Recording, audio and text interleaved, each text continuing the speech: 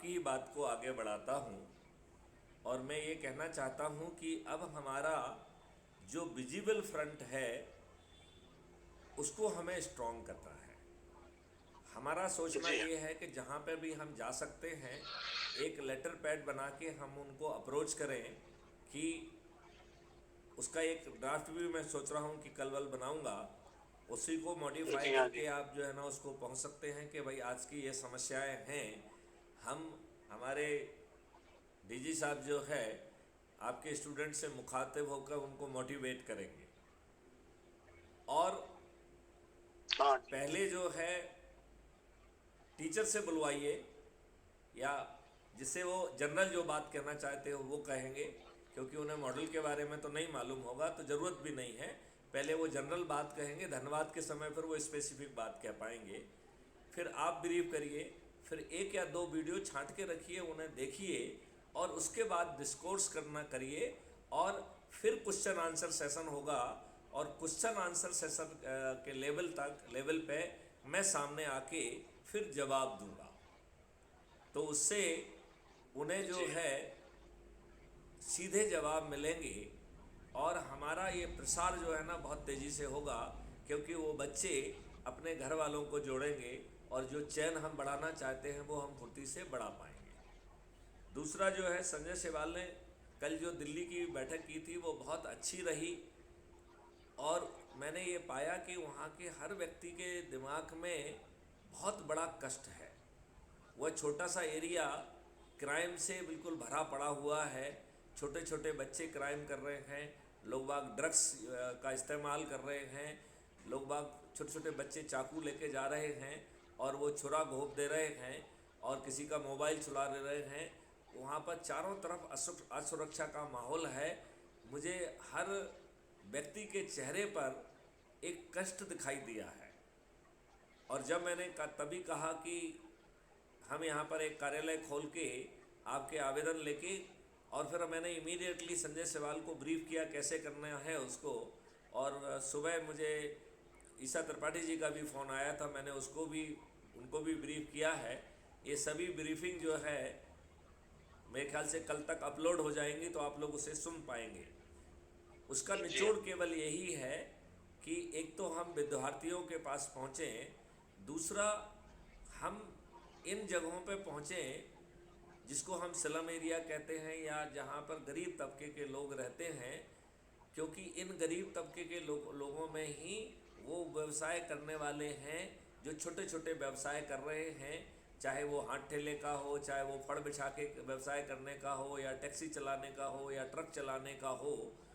और ये लोग व्यवस्था से दुखी हैं। इनसे हर कोई चौथ वसूल रहा है, नगर निगम वाला वसूल रहा है, पुलिस वाला वसूल रहा है, हर कोई उन्हें तंग कर रहा है। बेचारे थोड़ा बहुत कमाने वाले हैं, वो सम्मान के साथ भी नहीं जी पा रहे हैं।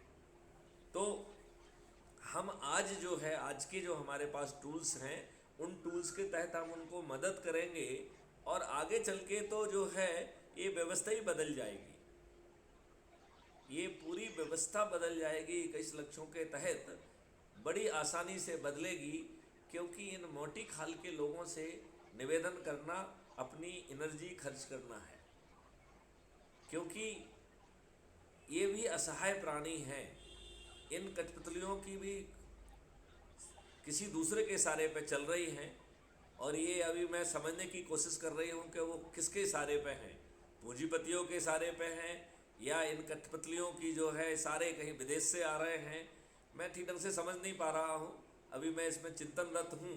मैं विभिन्न तरीके के मॉडल्स पे काम कर रहा हूँ और खुद एक विद्यार्थी के रूप में समझने की कोशिश कर रहा हूँ। एक बात तो समझ में मुझे आ गई है कि ये चाहे 56 इंच का सीना हो या 75 इंच का सीना हो, ये सब जो है ना किसी ना किसी हाथ की कठपुतलियाँ हैं। कठपुतली, बिल्कुल बिल्कुल। आप ये बताइए, आर्टिकल 35A जो असंवैधानिक तरीके से संविधान में घुस गया, माननीय नरेंद्र मोदी और अमित शाह जी के किसी के मुंह से ये नहीं बकरा गया कि ये आर्टिकल असंवैधानिक तरीके से संविधान में घुसा है। मैं कांग्रेस की भर्त्सना करता हूँ, जवाहरलाल नेहरू की भर्त्सना करता हूँ, ये किसी के मुंह से बात नहीं निकली है। और इस बात को मैं छोटा नहीं मार रहा हूँ, इस बात को मैं इस बात से जोड़ के देखने की कोशिश कर रहा हूँ कि क्या हमारे माननीय प्रधानमंत्री जी, हमारे माननीय गृह मंत्री जी भी किसी दूसरे के हाथ की कठपुतली हैं। ये क्या उतनी ही बात बोल पाएंगे जो इनको बोलने के लिए कहा जाएगा? जैसे कि एक आर्टिस्ट होता है, वो मंच पे खड़ा होकर वही डायलॉग बोलता है जो डायरेक्टर उसे बोलने के लिए बोलता है, जी हाँ, उससे हटके वो एक डायरेक्टर लाइन कोई नहीं और बोल ही है। सकता है। क्यों भाई? जी हाँ, बिल्कुल ठीक। तो मुझे लगता है कि बिल्कुल ये ठीक। किसी न किसी के हाथ की कठपुतलियां हैं।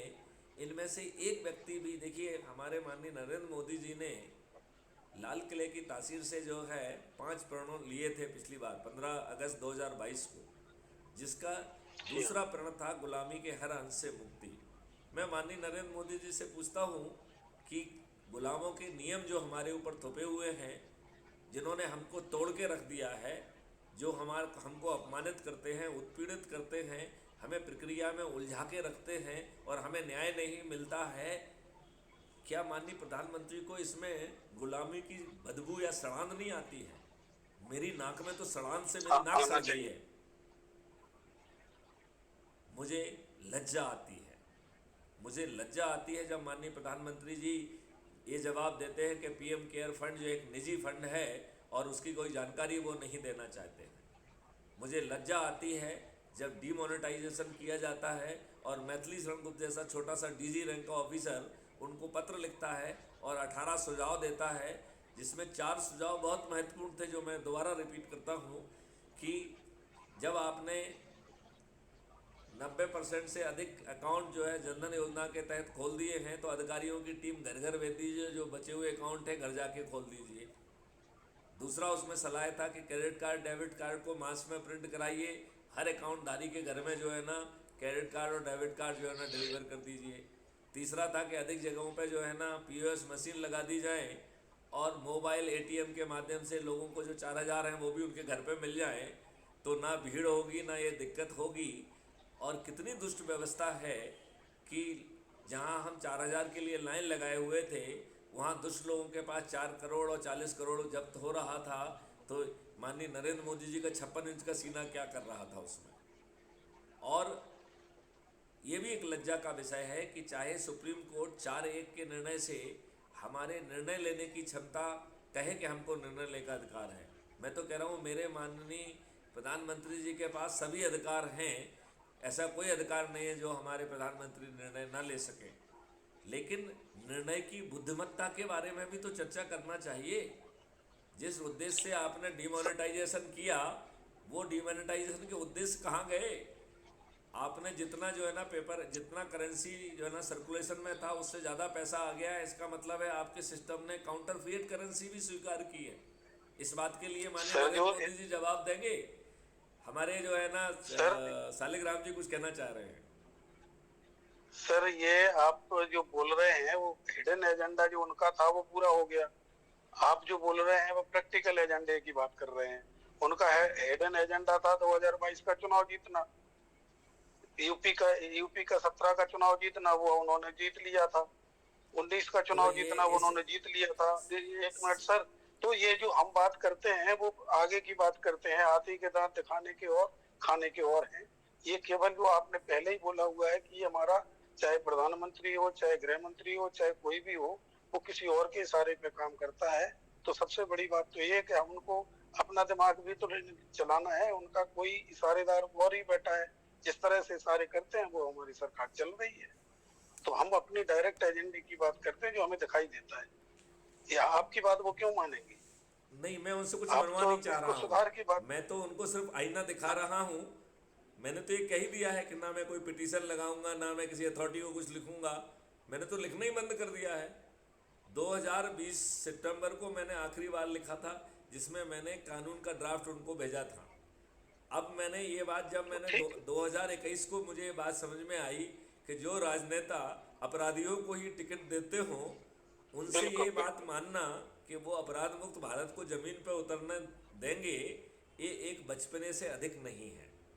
तो मैंने उसमें वो त्रुटि को सुधार किया। हमने कहा कि चलो फिर हम एक ऐसा ही मॉडल लेके आते हैं जिसमें राजनेताओं को पराजित करके हम स्वयं नई व्यवस्था ले आएंगे। अब वो इतना पावरफुल मॉडल है कि आप यदि जुड़ जा रहे हैं तो 90% का उद्देश्य पूरा हो जा रहा है, और 10 लोगों को जोड़ रहे हैं तो 99% हो जा रहा है। हमें पूरी जान लगा जी हाँ। देना चाहिए इस बात में। और हमारा विद्वानों से भी अनुरोध है कि अपनी विद्वत्ता को कुछ समय के लिए ठीक ढंग से यूज कर लीजिए। आप और कुछ नहीं बन पड़ रहा है तो जुड़ जाइए अकेले, और यदि आप नहीं भी जुड़ेंगे तो हम आपको 40 करोड़ के खाते में डाल देंगे, हमें कोई चिंता नहीं है उसमें। 40 करोड़ एक बड़ी संख्या है, हम उसमें आपको डाल देंगे। और वैसे भी विद्वान, जुड़ेंगे जुड़ेंगे हमारे सर। विद्वान लोग तो वोट देने भी नहीं जाते हैं, उनसे ज़्यादा बेकार तो कोई व्यक्ति हो ही नहीं सकता है।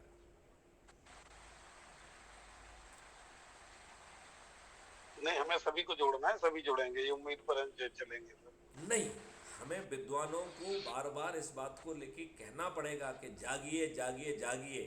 आज तक आपने अपनी श्योर श्योर। विद्वत आपने आज तक अपनी विद्वत्ता का सही उपयोग नहीं किया है। आपका देश का इतिहास बदल गया, आपने अपनी विद्वत्ता का क्या किया है? देश में जो है ना असंवैधानिक तरीके से 35 घुस गया, आपकी विद्वत्ता कहाँ गई?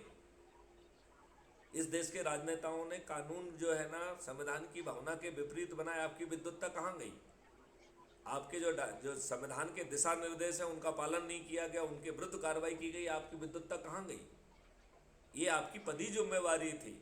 क्या आप जो है ना एक जो है ना अपने लाभ के लिए जीने वाले और अपने आप को आप राजनेताओं के चरण सेवक बना रहे हैं? ऐसे विद्वानों से मेरे बहुत अनुरोध है कि आप अब बहुत चरण सेवक बन गए हैं, अब जो है ना देश के सेवक बनिए। कम से कम और कुछ नहीं जी बन हाँ। रहा है तो क्राइम फ्री भारत मिशन से जुड़ जाइए, देश का बड़ा भला हो जाएगा, हमारा 90% लक्ष्य पूरा हो जाएगा। और हमारा जो है ये आपसे अनुरोध होता ही रहेगा, बार बार हम आपको आईना दिखाते रहेंगे और आपसे कहेंगे कि जो भूल चूक हुई हो गई, अब कम से कम जो है ना इन राजनेताओं के चरणों से उठ जाइए और कहिए कि मैं किसी राजनेता का चरण सेवक नहीं हूँ, मैं अपने देश का देशभक्त हूँ और मैं इस व्यवस्था को बदल दूंगा। यदि आप हमारे पीछे खड़े हो जाएंगे तो मेरा हौसला चौगुना हो जाएगा। बिल्कुल सर, भक्ति छोड़ना होगी, देशभक्ति अपनानी पड़ेगी। बिल्कुल, जो अभी लोग अंधभक्ति छोड़ना होगी, अंधभक्ति, अंधभक्ति छोड़ना जी, होगी, देशभक्ति अपनाना होगी। देशभक्ति अपनानी। अब जी जो हाँ। है हमारे आरडी मीना साहब जो है जामाज हैं, मैं अपनी बाड़ी को विराम देता हूं और मीना साहब से अपेक्षा करता हूं कि वो अपनी बात रखें। नमस्कार सर। आप मतलब बाबू जयंत कहता हूँ, मतलब सुनना चाहता हूँ, आपसे सीखना चाहता हूँ।